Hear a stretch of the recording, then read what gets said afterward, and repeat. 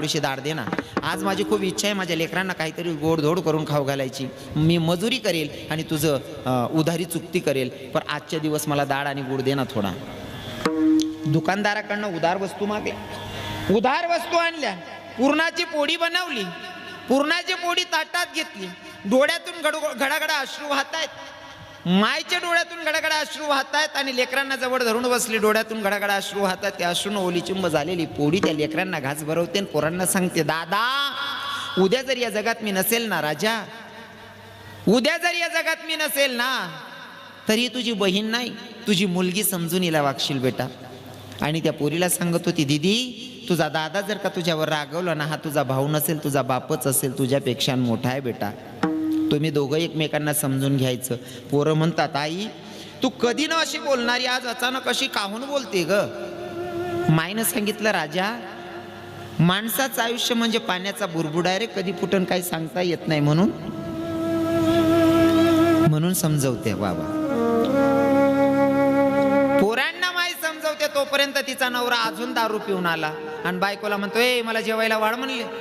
बायकोनं पूर्णाची पोळीचा ताट तो पतिदेवाच्या समोर ठेवला. त्या नालायकानं पूर्णाची पोळी बघितली, उलटा ताट बायकोच्या तोंडावर मारून फेकला. कागद तुला कळतंय का दारू पिल्याच्या नंतर काय खायला लागतं. म्हणले, पूर्णाची पोळीच का बनवली. बाई म्हणते, बाई ग या नालायकानं घरात काहीच राहू दिलेलं नाही, मी पूर्णाची पोळी खायला देते तरी सुद्धा मला मारतोय. मी कुठं तरी निर्णय बदलला असता, पण आता मला जीवच नाही ठेवायचा, म्हणलं आत्महत्याच करायची.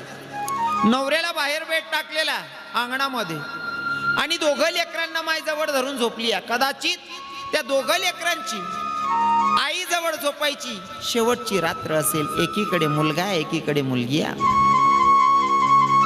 अर्ध्या रात्री बाई उठली, आतल्या रूम मध्ये गेली आणि विष प्राशन केलं. सकाळी 7 वाजेला पोरगा उठला. उठल्याच्या नंतर इकडे तिकडे पाहतोय, माय काय दिसत नाही. माय तर आमच्या जवळ होती, माय गेली कुठं. माय दिसत नाही, माय गेली कुठं. घरामध्ये ढुंकून बघितलं, भिंतीच्या आडमध्ये माय झोपलेली. त्या 8 वर्षाच्या लेकराला जन्म आणि मरण यातला अंतर सुद्धा कळत नव्हतं. त्याला माहीतच नाही माईनं विष प्राशन केलं. आईला म्हणत होता, ए आई आई अगं उठ ना. आई तू आमच्या जवळ झोपली होती, इथं येऊन झोपली का ग बाई. आमचं काही चुकलं का गाई. आई असा काय गुन्हा झाला ग आमच्यावर राग करून तू इथं येऊन झोपली. माय काहीच बोलत नाही. पोरगा विनंती करतो, ए आई अगं उठ ना.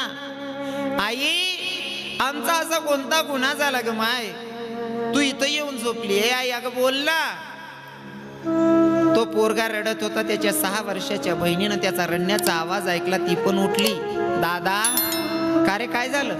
काय नाही ग बाई. आईला 1 तासापासून उठवतोय. दीदी आई उठत नाही ग. कदाचित आई माझ्यावर रुसली असन. दीदी तू तरी आवाज दे ना, तुझा आवाज ऐकून तरी आई उठेल. ए दीदी तू आवाज दे ना माईला. 6 वर्षाची पोरगी माईला सांगते, आई अगं उठ ना. दादा तुला 1 तासापासून उठवतोय, तुला दया नाही का कहते. माई अगं उठ ना.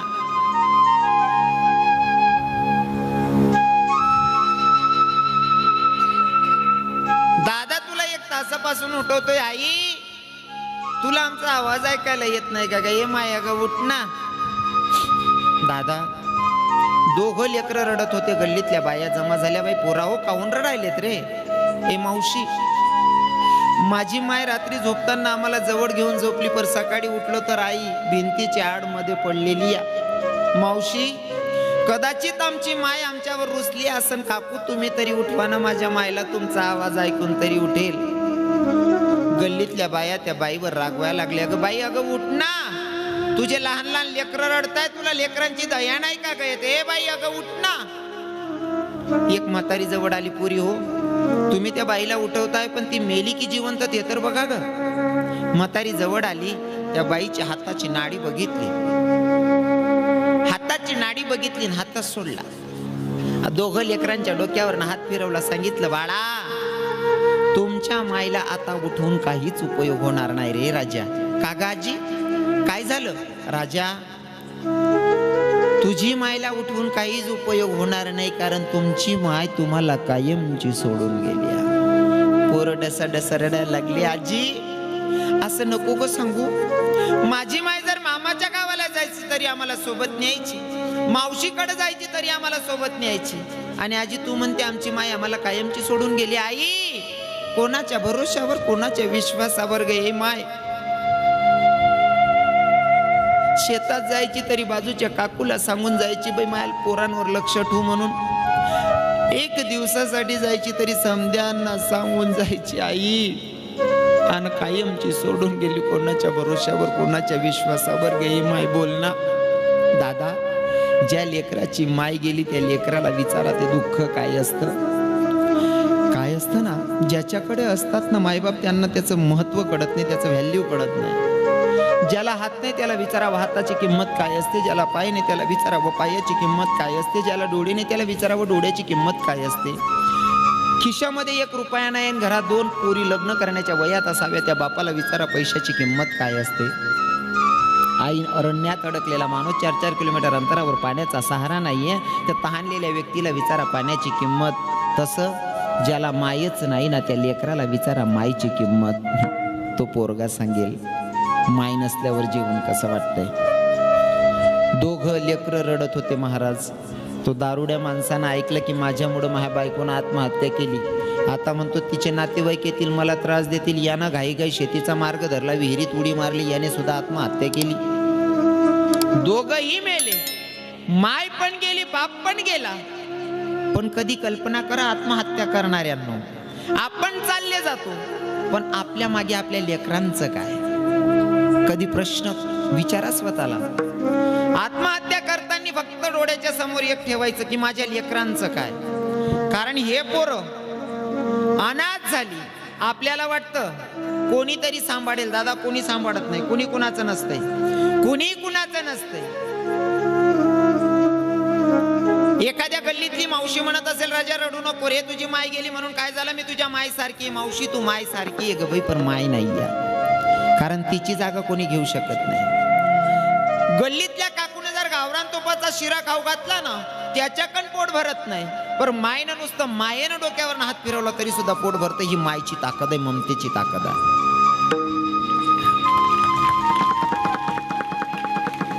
माय बाप दोघी मेले दादा. प्रसंग आला सण पोळ्याचा, आत्ताच गेला ना पोळ्याचा सण गेला ना. पोळ्याचा सण होता. ज्या पोराचे मायबाप मेले फक्त 8 वर्षाचा मुलगा, तो मुलगा एक मारका बैल घेऊन असा गल्लीत फिरत होता. पण तो बैल आहे ना त्या पोराला मारायला यायचा. पुन्हा तो बैल पडायचा, हा मुलगा पडत पडत जायचा, पुन्हा त्या बैलाची दोरी धरायचा. तो बैल पुन्हा या लेकराला मारायला यायचा. बसलेले टोपीवाले बाबा होते. एका बाबांना आवाज दिला, अरे सागर, अरे बेटा तो बैल तुला मारेल, त्याचं शिंग तुला लागेल, त्याची जखम होईल, बेटा सोड ना त्या बैलाची दोरी, काहून धरतो या. त्या 8 वर्षाच्या पोराच्या डोळ्यात अश्रू होते. त्याने सांगितलं बाबा हा मारका बैल मी घेऊन फिरतोय हाऊस म्हणून नाही हो बाबा, हाऊस म्हणून नाही बाबा.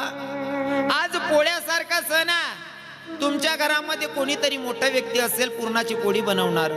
पण बाबा माझ्या घरात फक्त 6 वर्षाची बहीण आहे, माझ्या घरात पुरणाची पोळी बनवणार सुद्धा कोणीच नाही हो बाबा. माझी बहीण 6 वर्षाची, तिला पुरणाची पोळी खायची, कारण प्रत्येकाच्या घरात पुरणाची पोळी बनते, माझ्या घरात पोळी बनवणार कोणी नाही. हा बैल मारतोय मला कळतंय बाबा, पण हा बैल एवढ्यासाठी घेऊन फिरतोय. कदाचित एखादी माय आज पोळा या नंदीची पूजा करेल ना, घासभर पुरी या नंदीला खाऊ घालेल, तर घासभर पुरी मला पण देईल आणि तेवढी पुरी मी माझ्या दिदीला घेऊन जाईल. महाराज तेवढ्यासाठी हा मारका बैल घेऊन फिरतोय. काय प्रसंग असेल नाही का त्या लेकरांवर, काय प्रसंग असेल. हे सगळं घडलं कशामुळे हो दादाश्री सर, कशामुळे घडलं? दारूमुळे, फक्त दारूमुळे. तर मला असं वाटतं दादा, कदाचित तुमच्यापेक्षा कदाचित ज्ञानानं मानानं खूप लहान असेल मी, पण माझ्या तरुण भावांना, या गरीब भावाची रिक्वेस्ट आहे की दादा दारू अजिबात पिऊ नका. या दारूनं चांगल्यांचा सत्यानाश करून ठेवला, म्हणून दारू पिऊ नका. आणि दुसरी गोष्ट म्हणजे विमल खाऊ नका. या विमलने एवढा सत्यानाश केलाय. विमल खाऊन घ्या दगडावर थुंकून या. 1 महिन्याच्या नंतर गेलात ना तरी सुद्धा दगडावरचा दाग जात नाही. जर दगडवरनं दाग जात नाही भाऊ ते तुम्हाला आतडासनं साधं काम करच होईल का ते. हां आको बाकी ना भाऊ ते विमल खायले तर ते पुढीले फाटेल, पुढीले बोट माट काहीच नाही असा वर उडावतस. मी गाडी जास ना म्हणे असा स्टँडवर गणच चित्र बेदकच मी.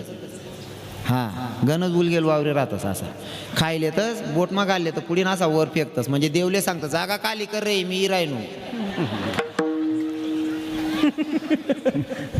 अरे काय सत्यानाश करताय राव स्वतःच आयुष्याचं.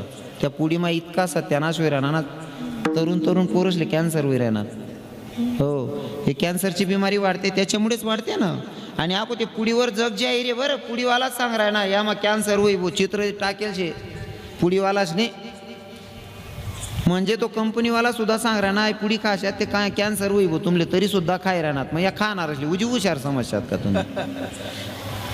हाय मुकला असले पचाव नाही कारण खाणाराच 90% आहेत आडे. तुमच्या पाया पडतो विमल खाऊ नका दारू पिऊ नका. कोणले असं वाटस मन बहिणले दारू डाल दे टाकणी शेबो असं कोणता बावले वाटस. हा तुमले वाटस का तुम्हाला पाहुणा दारुडा पाहिजे बो असं कोणले वाटस वरबोट करा बरं. म्हणजे तुमले दारुडा पाहुणा आवडत नाही आणि दुसरा पोर करलंय तर तुम्ही बेवड्यापणा करतास आहे चांगलं वाटस कर तुमले. हा आको बाकी ना इथला निर्लज्ज राहता ना मस्त बँड चालच नाही ते नागिन डान्स नाचतो. ओ आप्पा नको रे सांगायला लागली बेटी राहण्यात नाही रे तू नागिन डान्स वाला का बेटी रे. ओ काका सुधरा रे आप्पा हो. हे आपलं काम नाही दादा. सगळ्या भावांना सांगतो या गरीब भावाची रिक्वेस्ट असेल माझ्या बोलण्यात जर तोल गेला असेल तर तुम्ही माझ्यापेक्षा मोठे असाल तर मी तुमची जाहीर माफी मागतो. बोलण्यात एका शब्द कोणाचं मन दुखावलं असेल तर सगळ्यांची जाहीर माफी मागेल. पण माझं बोलणं हे पोटतडकीनं होतं ना हे फक्त तुमच्यासाठी होतं. कारण मी सुरुवातीला सांगितलं संतांचे विचार आहे आम्हाला तर नाही सण होत म्हणून आम्ही बोलतो नाही का. बुडत हे जण न देखवे डोळा येतो कडवडा म्हणून या. तुम्ही माझ्या धर्माच्या आत म्हणून बोलतो. किती वाजले इथं 11 वाजे घ्यात ना सरी घ्या ना मग आते. कारण तुमचा कीर्तनाचा टायमिंग होता 9 ते 11. मला माहिती मी 15 मिनटं लेट होईल आहे बी याद आहे माले. मग तुमचे महाकडे राहिलेत आता 15 मिनटं. 15 मिनटात सेवेला पूर्ण विराम असेल चालेल ना. तुम्ही त्या साधं किराणा जसं मी तुमले बिगरी करा सौदा कर टाका वावरेच ना. 15 मिनटं तुम्हाला मनकडे राहिलेत काय करू 15 मिनटं बोलू का आवरू म्हणा.